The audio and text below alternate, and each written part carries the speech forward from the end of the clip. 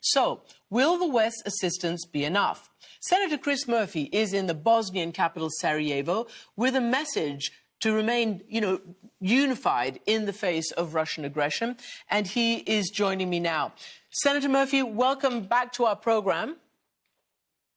Thanks for having me. Can I just ask you, because I think you were listening to a little bit of the interview with the Israeli Prime Minister. He clearly said he would not allow his country, I think he used the word, to be a bypass to global sanctions. Since the U.S., a key ally of Israel, is leading that, what is America's reaction to that? Well, we're here in the Balkans to make clear to our friends and allies that you are not serious about helping Ukraine if you are not with us on sanctions. And we need to send the same message to Israel. If you are serious about delivering a message to Vladimir Putin that the butchering that is underway in Ukraine is unacceptable, then you have to be sanctioning the Russian economy along with the United States and Europe. So I appreciate Prime Minister Bennett's hopefulness about being a broker for peace between Ukraine and Russia. I think it is unlikely that Israel will play that role. I think that they would be much more constructive if they joined us in our sanctions policy. And that's frankly the message that we brought to Sarajevo. That's the message that our bipartisan delegation brought to Belgrade yesterday. So let me ask you about that, because you are in the Balkans, which actually was the site of the last terrible war in Europe, with, hundreds of thousands of people killed, injured, the massacre at Srebrenica. And right now you're there while there is an attempt by one side, the Bosnian Serbs, backed by Serbia, which you've also visited, to again try its separatist goals for Bosnia, trying to secede, trying to collapse the union and the peace that the United States led. What have you learned from those leaders who you've talked to? Have you put them on warning?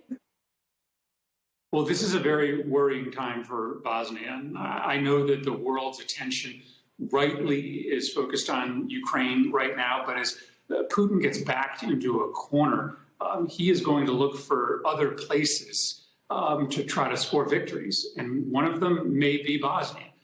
Bosnia today is more fragile than it has been since the war. You have the Serbian leader, President Dodic, threatening to withdraw from the coalition government and set up his own Serbian institutions. That could easily lead to conflict. That could easily lead to violence, which would draw in the Serbs. The Serbian state could draw in the Croatian state. This region could be back at war. And so we did deliver a strong message to, frankly, all of the political leadership that this is not the moment for them to just list their grievances to the global community. This is a moment for them to sit down and find a path to a workable federal state here. The world may not be paying attention to Bosnia today, but I worry if things continue to slide in the direction that we've been seeing over the past several weeks, that the whole world could be focused on this region if violence breaks out. And what was your message to President Vučić, who did get re-elected in Serbia just a few weeks ago, around the same time that the Hungarian Prime Minister got re-elected? I put them together because they're considered, part of what they call, at least Hungary does proudly, the illiberal Democrats.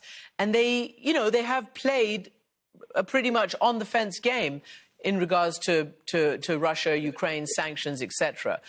I mean, did you get any satisfaction in your talks with the Serbian president? Serbia and Hungary are in different places. Hungary's already in the European tent. Serbia isn't, but aspires to be. And so our message to President Vučić, someone who I've known for a long time, was also a simple one. If Serbia really wants to be part of Europe, then it can't be on the outside of U.S.-Europe sanctions against Russia.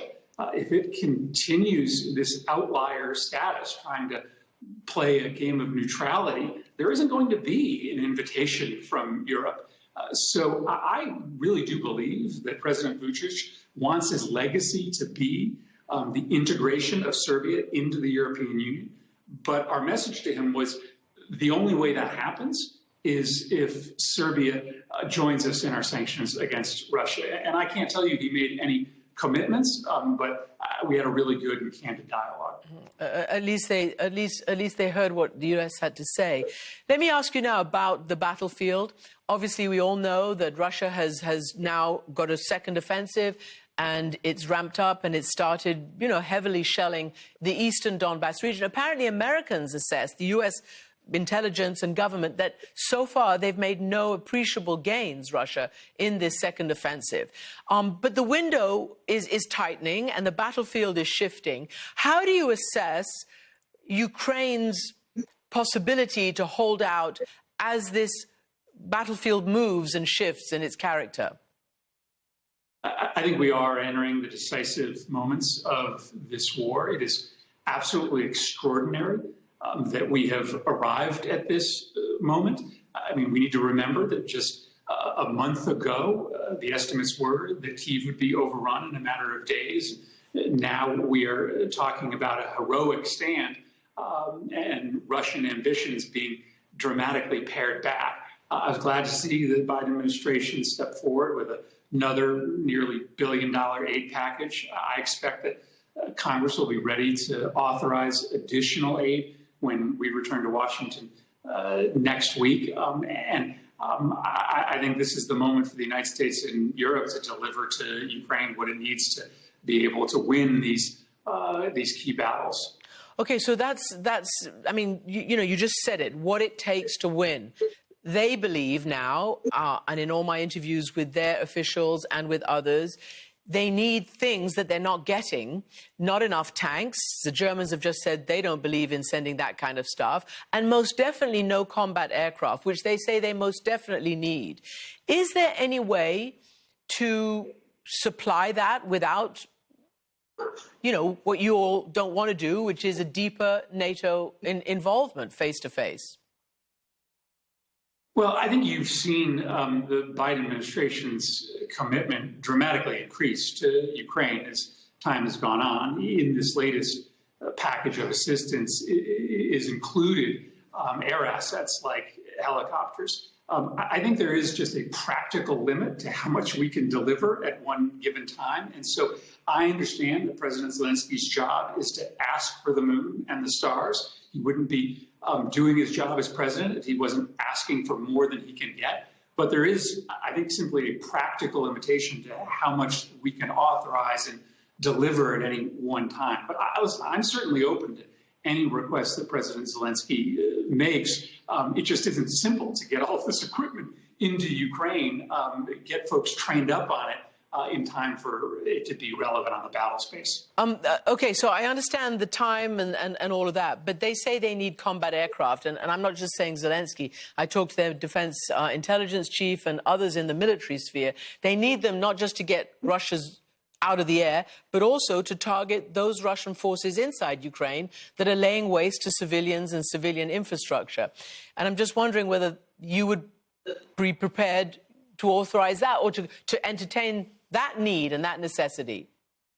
Well, I certainly am, but as you know, that's a complicated question because U.S. combat aircraft systems cannot be easily transferred into Ukrainian hands. They simply aren't trained on our systems. They need systems that other European partners have.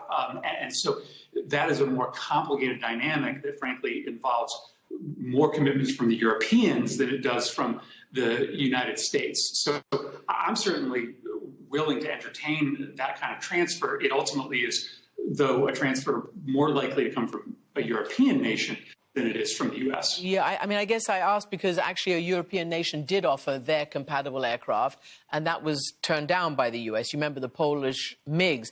But I do want to ask you this now, nearly, well, I mean, it's close to 60 days since the war, February 24th it started, and I know that everybody was, I don't want to use the word scared, but worried, unclear about what steps Putin might take against NATO countries or non-NATO countries in his backyard. And you've heard me, well, you've heard the Chancellor of Germany, worry about escalatory steps by NATO. So I put this to President Zelensky's diplomatic advisor.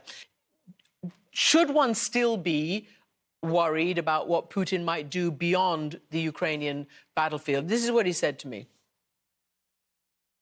It's high time for the whole world community, and I think most of the world community are on this track already, to stop, being afraid of Russian ultimatums, being afraid of Russian blackmail and threatening. We in Ukraine are brave. We do not fear of either Mr. Putin or Russian generals or ministers or whatever. We know how to fight them. We can fight them. So it's high time for the world to be shoulder to shoulder with us. Do you agree with him? Do you think, that initial fear, worry about, what he calls Putin's blackmail and extortion may have subsided, given what you've seen transpire? Well, I just think you have to look at the actions of the Biden administration. The Ukrainians don't fear Vladimir Putin. They've shown that day after day in the theater of war. Joe Biden doesn't fear Vladimir Putin. He's going toe-to-toe with him with an extraordinary commitment of military assets and assistance to the Ukrainians, backed up by American people who stand with Ukraine as well. Listen, this is a hinge moment in world history.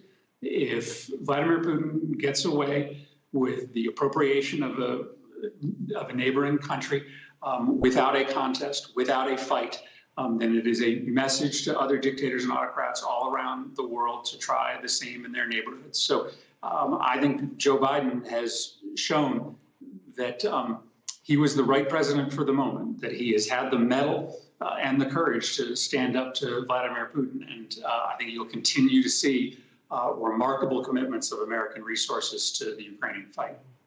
Senator Chris Murphy, thank you so much for joining us from Sarajevo tonight.